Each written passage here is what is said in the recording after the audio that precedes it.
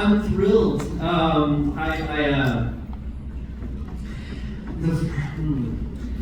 So those bits of the film that were back when I had pink hair, that really awesome brown sweater that I now lost, that probably wouldn't fit me anymore. That's part of a short film that premiered here at Frameline 25 years ago this week, out of the Victoria Theater.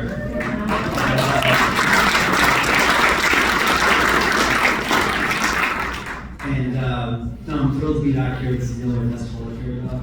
And, just thrilled. And I wanted to say that I wouldn't be here and not been able to be put in a position to do this advocacy and this work had I not seen Bo on television in 1997.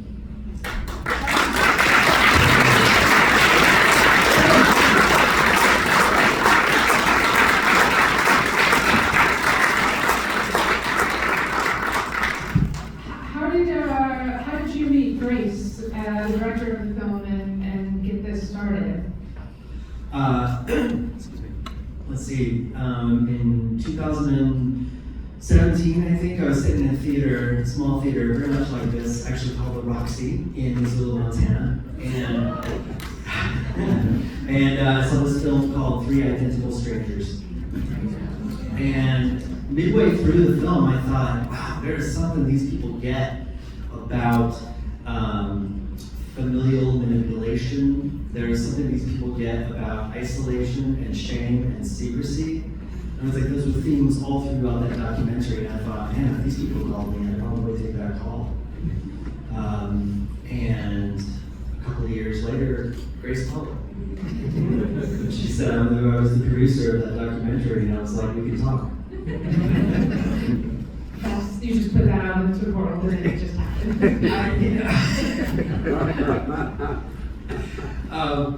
People have called me to interview me about XXXY because it's been on the internet, and the grayer my hair got. Somebody said, someone was going to want to do a follow-up on that film from 25 years ago at some point, and I was like, maybe.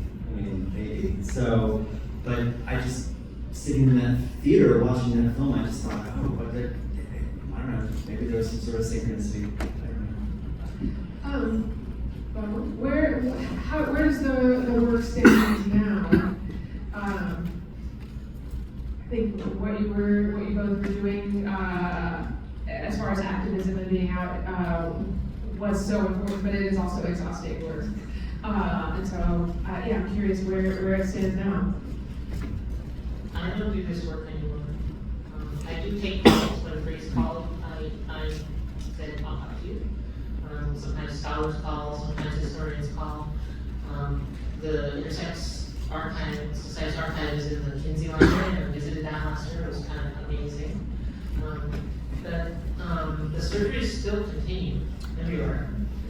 They might have a little bit different flavor, but they really haven't stopped, and there's a lot of work left to do.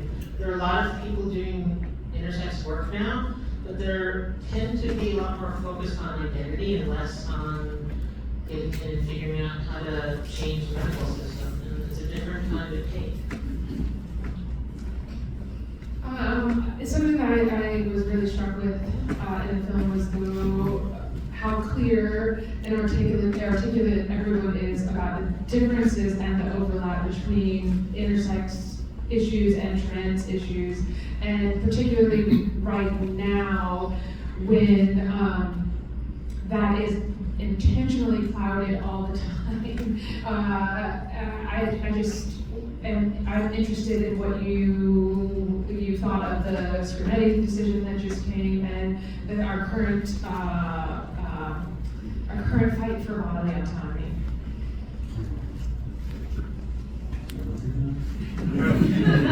As they're crafting those laws that are trying to prohibit transgender care, they always put in arrangements that it's permitted to do people like us. And also, back in the 90s, when I started the Intersex Society, that was when African-style hysterectomy was in the news, and they passed multiple laws permitting hysterectomy, but those also had arrangements to permit them on people like us. I'm kind of stunned. I just don't know what to, I don't understand it. I don't know what to say. I remember that Suzanne Kessler wrote the article that I first realized was about him. I was telling her that we're going to end these surgeries. We're going to have so many people standing up and saying that this is horrible, what you did to me, what you did to my family, and nobody's standing up and saying I'm grateful for this. We're going to end the surgeries. And she said, you don't know how much they want to do these. And turns out she was right, and the surgeries continue 30 years later. Is there, how can we, what can we do, and how can we support, and how can we join the fight to stop it? Well, awareness certainly helps, so I'm grateful for this venue and for the audience for this film, and I hope that it'll end up with theatrical showings.